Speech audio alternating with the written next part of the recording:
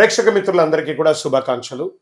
ఫిబ్రవరి నెల రాశి ఫలితాలని మనం తెలుసుకోబోతున్నాం. అన్ని వర్గాల దృష్టి పెట్టుకొని గోచార గ్రహస్థితులన్నింటినీ దృష్టిలో పెట్టుకొని చెప్తున్నాను.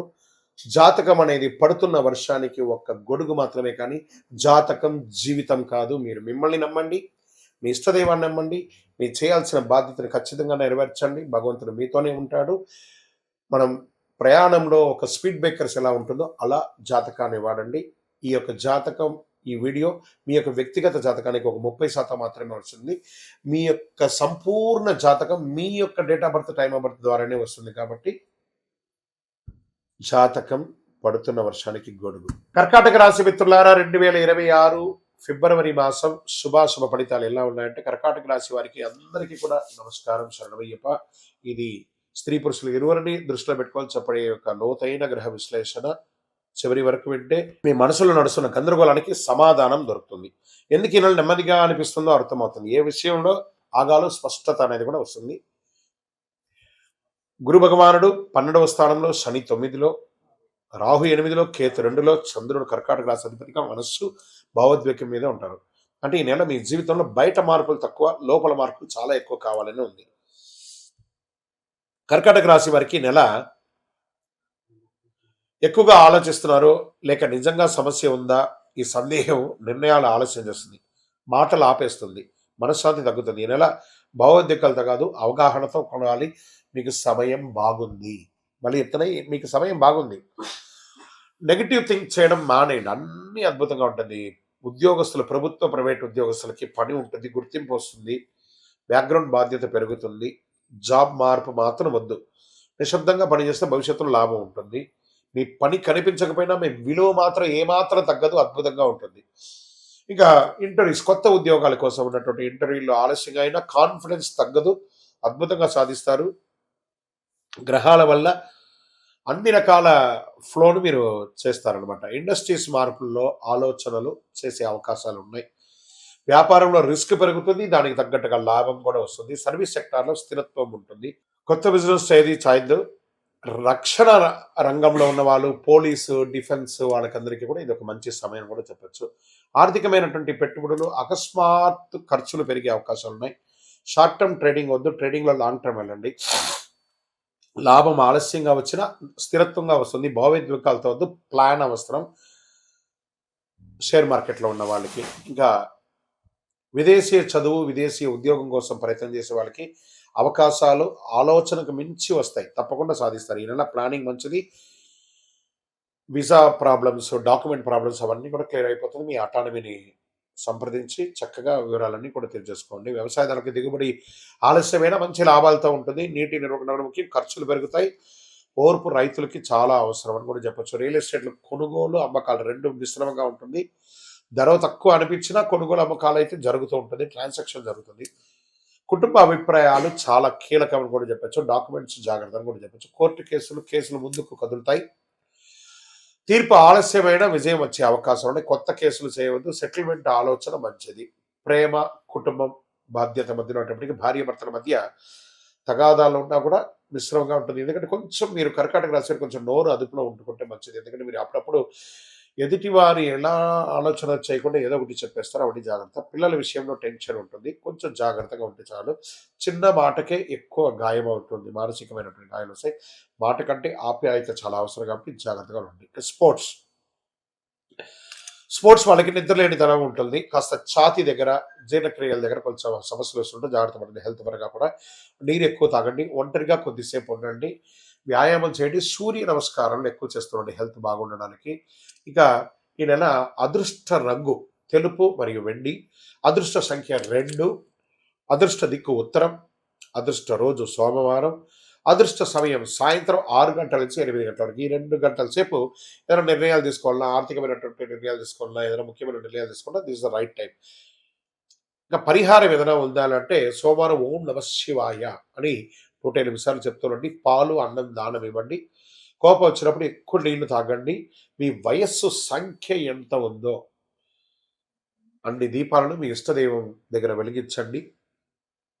ఈ కరుగాలి మాలను ధరించండి. చాలా ముఖ్యమైనటువంటి మాల ఇది. మీ యొక్క వ్యక్తిగత జాతకం కావాలంటే మీ యొక్క పేరు, date of birth, time of birth, place of birth WhatsApp చేయండి. మీ యొక్క ఇష్టదైవ దేవాలయంలో మీ వయస్సు ఎంత ఉందో అన్ని దీపాలను నెలకొకసారి వెలిగించండి. అతి శక్తివంతమైనటువంటి 48 రోజులు పూజ చేసినటువంటి కరుంగాలి మాలను ధరించండి. ఆరోగ్యంగా, ఐశ్వర్యంగా ఉండండి. నెగటివ్స్ అంతా తొలగిపోతుంది. ఇంకను మీ యొక్క వ్యక్తిగత జాతకం కోసం మీ పేరు, మీ date of birth, time of birth, place of birth WhatsApp చేయండి. మా అడ్మిన్స్ మీకు రిప్లై ఇస్తారు. రథసప్తమి. ఈ రథసప్తమి అంటే ఏంటి అసలు? అసలు ఎందుకు చేయాలి? ఆ రోజు చేయవలసిన విశేషాలు అంటే సూర్య జయంతి అని కూడా చెప్పచ్చు. ఆరోగ్యాన్ని ఇచ్చే ఒక అద్భుతమైనటువంటి ఒక డే, హెల్త్ డే అని కూడా చెప్పచ్చు. అందరికీ నమస్కారం. రథసప్తమి అంటే కేవలం ఒక పండుగ కాదు, ఇది సూర్యుని యొక్క మహోత్సవం. అందరూ కూడా సూర్య నమస్కారం అంటుంటారు చూసారు. ఆ 12 నమస్కారాలు బెండ్స్ అంతా చేయకుండా సూర్యుడికి చేసుకుంటే శరీరంలో ప్రతి అవయవం కదులుతుంది. ఫస్ట్ ఆరోగ్యం అంటేనే సూర్యుడు, సూర్యుడు అంటేనే ఆరోగ్యం. మాఘమాసం శుక్లపక్షం సప్తమి తిథి నాడు సూర్యుడు తన దివ్య రథంపై ఉత్తరాయణ ప్రయాణం ప్రారంభిస్తారు. శాస్త్ర విశ్వాసం ఇది. అంటే దక్షిణాయనం అయ్యి ఉత్తరాయణ ప్రారంభం కావాలి కదా. 7 గుర్రాల మీద కూర్చొని, రథం మీద కూర్చొని సూర్యుడు తన యొక్క యాత్రను ప్రారంభిస్తున్నట్ట 7 దిక్కులకి. అంటే అందరూ ఆరోగ్యంగా ఉండాలని ఆయన ప్రారంభించేశారు. అందుకని దీన్ని సూర్య జయంతి అని కూడా అంటారు. సూర్యుని రథానికి 7 గుర్రాలు, ఇవి 7 వర్ణాలు, 7 రోజులు, 7 శక్తులు సూచిక. ఈరోజు చేసిన సూర్యారాధన వల్ల ఆరోగ్యం, శక్తి, తేజస్సు, దీర్ఘాయుస్సు లభిస్తాయని శాస్త్రోక్తి. చేస్తే మంచిది కదా. అర్క స్నానం, ఈ జిల్లేడాకు ఉంటుంది కదా, ఆ జిల్లేడాకుని నెత్తి మీద పెట్టుకొని తల ముందు నువ్వుల నూనెతో చక్కగా శరీరంతో అభ్యంగన చేసి సూర్యుడు ఉదయించగానే లేచి వారికి నమస్కారం చేసి ఆ జిల్లేడాకు పెట్టి మంచి వేడి నీళ్లతో స్నానం చేసి అది పడుతుండగా ఆ ఆకుని కింద పడేయకుండా చేయాలి స్నానం. అదే నీళ్ళ యొక్క ఫోర్స్తో పడిపోవాలి. పెట్టుకోవడం మాత్రం మన బాధ్యత. అది జిల్లేడాక అంటే అవును, అక్కడే శ్వేతార్క మూల నివాసాయ. ఆయన శ్వేతార్కం అంటే ఆయనకి చాలా ఇష్టం, తెల్లటి జిల్లేడు అంటే. ఆ అర్కం ఎలా పెట్టుకోవాలి?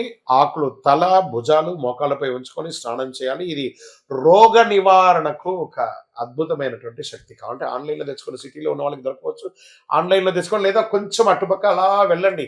ఊరు బయట వెళ్ళాలంటే ఎక్కడ పడితే అక్కడ జిల్లేడు చెట్టు ఉంటుంది, తెచ్చి పెట్టేసుకొని కవర్లో పెట్టేసుకోండి, చక్కగా తెచ్చుకోండి. ఇంకా తూర్పు దిశగా నిలబడి సూర్యుడికి అర్ఘ్యం నీళ్లు వదలడము. ఓం హ్రీం హ్రీం హ్రౌం సహ సూర్యాయ నమః అనే మంత్రాన్ని జపం చేసి నీళ్లు వదలండి. మళ్ళీ చెప్తున్నా, ఓం హ్రీం హ్రీం హ్రౌం సహ సూర్యాయ నమః అని 7 సార్లు కానీ 12 సార్లు కానీ నీళ్లు వదిలి జపం చేయండి. చాలా బాగుంటుంది. ఇంకా జనరల్గా యోగా పద్ధతిలో సూర్య నమస్కారం అనేది ఉంటుంది కదా, ఆ పద్ధతి ప్రకారం దానికి ఒక్క సూర్య నమస్కారాన్ని 7 సార్లు చేయాలి. అంటే 12 కలిపితే 1, దాన్ని అలా 7 సార్లు చేయండి.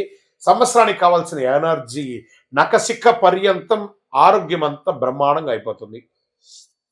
ఆరోగ్యం సూర్యానుగ్రహం వల్లే లభిస్తుంది. కాబట్టి రథసప్తమి నాడు చేసిన సూర్యారాధన సంవత్సరంతో శక్తినిస్తుంది.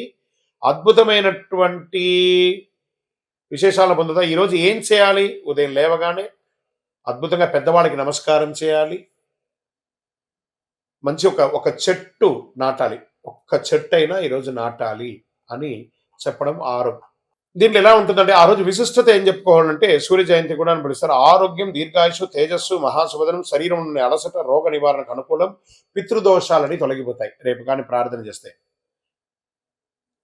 ఉదయం సూర్యోదయానికి ముందే లేచి తూర్పు దిశగా నిలబడి సూర్య నమస్కారాలు చేసి ఏం చేయాలి? మన నైవేద్యం ఏం చేయాలి? బెల్లం పొంగలి, తీపి పొంగలి, గోధుమ, బెల్లం, నెయ్యి ఇవన్నీ కూడా దానం ఇయ్యచ్చు, నైవేద్యంగా పెట్టచ్చు.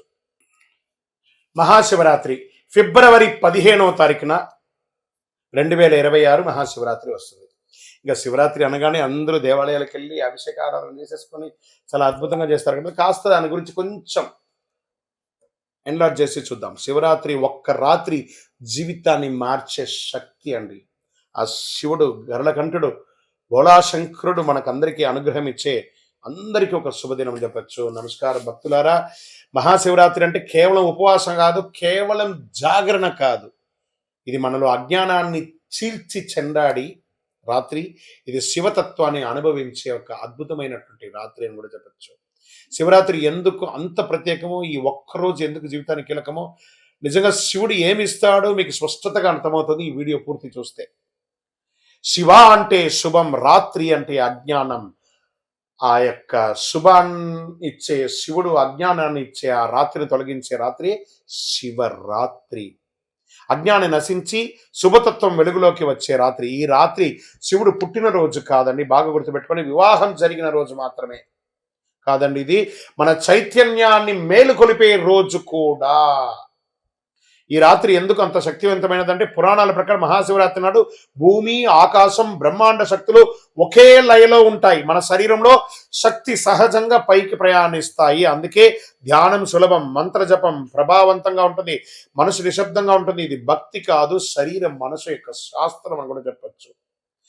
శివలింగం రాయి కాదు, దీని గురించి తెలుసుకోవాలి అందరూ కూడా. అది ఆకారం లేని పరమతత్వానికి చిహ్నం, సృష్టికి మొదలు, అనంతం లేని ఒక తత్వం అని కూడా చెప్పచ్చు. అభిషేకం చేయడం అంటే ఏంటిది? నీటితో మన అహంకారాన్ని కడగడము, పాలతో మన కోపాన్ని చల్లార్చడము, బిల్వపత్రంతో మన కోరికలను అర్పించడము. అందుకే శివుడు కోరేది వస్తువులు కాదు, మార్పు. ఓం నమ శివాయ అనే ఒక మంత్రాన్ని, పంచాక్షరి మంత్రాన్ని ఎంత వీలుంటే అంత జపం చేయండి, అంత బాగుంటుంది. ఇంకా ఉపవాసం ఎందుకు చేస్తారు? మీ యొక్క జీర్ణక్రియలన్నీ కూడా అద్భుతంగా క్లెన్స్ అవుతుంది, శరీరాన్ని తేలిక చేస్తుంది, ఆలోచనలు శుద్ధి చేస్తుంది, ఆత్మబలాన్ని పెంచుతుంది. అందుకే ఈరోజు ఉపవాసానికి ప్రత్యేక శక్తి ఉంది. ఉపవాసం అంటే నేను ఉపవాసం అని చెప్పి బాదం పాలు 1 లీటర్ తాగడం, రకరకాల పండ్లు తినడం కాదు. ఉపవసించడం, స్వామివారి నామస్మరణతో భగవంతుడికి దగ్గరగా వసిస్తూ ఓం నమ శివాయ, ఓం నమ శివాయ, ఓం నమ శివాయ. ధనుర్మాసంలో వైకుంఠ ఏకాదశి గాను, మాఘమాసంలో చక్కగా శివరాత్రి గాను 1 నెల రోజుల గ్యాప్లో 2 ఉపవాసాలు ఉండడం వల్ల ఆరోగ్యం, ఎప్పుడైతే ఆహారం పడదో శరీరానికి, ఆటోమేటిక్గా ఆరోగ్యం అనేది క్లెన్స్ అవుతుంది, ఒక ఓవర్ ఆయిల్ లాగా అయిపోతుంది, ఆత్మబలాన్ని పెంచుతుంది. జాగరణ ఎందుకు చేయాలి మరి? శివరాత్రి జాగరణ అంటే నిద్ర లేకపోవడం కాదు, అవగాహనతో ఉండడము.